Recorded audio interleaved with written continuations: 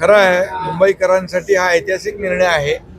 कारण गेले अनेक वर्षापासून ओशी नसलेल्या इमारतींमधील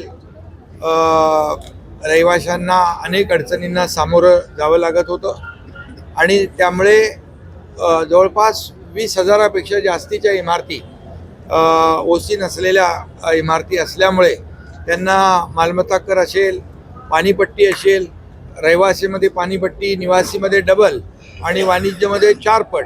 आता मी मुंबई महापालिकेचे आयुक्त गगराणी यांना फोन करून सांगितलं की निर्णय आम्ही घेतलेला आहे. पाणीपट्टी तात्काळ या ठिकाणी जी दुप्पट आपण निवासीकडून घेतो ती जी नियमानुसार सिंगल घेतली पाहिजे ती या ठिकाणी घेण्याच्या सूचना मी दिल्या. भातखळकरांनी मी फोन केला त्यांना आणि त्याबरोबर या सर्व इमारतींचा पुनर्विकास करण्यासाठी शासनाने निर्णय घेतलेला आहे आणि ओसीची प्रक्रिया जलद गतीने करण्यासाठी जे काही नियोजन करणं आवश्यक आहे ते नियोजन करण्याचा निर्णय नगरविकास विभागाने घेतलेला आहे.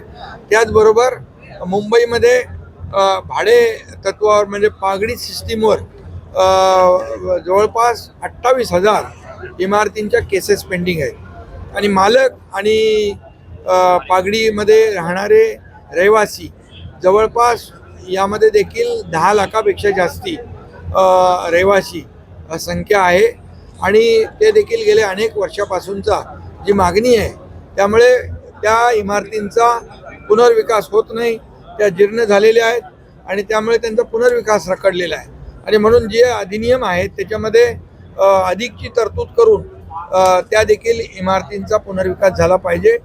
जे रहिवासी जो राहतो आहे त्यांनी वापरलेलं व्याप्त केलेलं क्षेत्रफळ म्हणजे त्यांनी वापरलेलं क्षेत्रफळ त्याला मिळालं पाहिजे आणि त्याचबरोबर मालक म्हणून आपल्याला त्याचं बेसिक FSI जो आहे तो देखील त्याला मिळाला पाहिजे.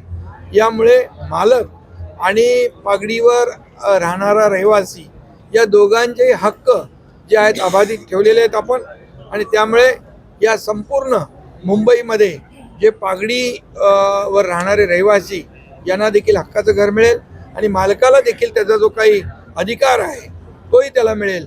त्यामुळे मुंबई पागडीमुक्त मुंबई अशा प्रकारची जी काही संकल्पना किंबहुना जी मागणी गेल्या अनेक वर्षापासूनची आहे ती देखील पूर्ण करण्याचा निर्णय आज नगरविकास विभागाने घेतलेला आहे.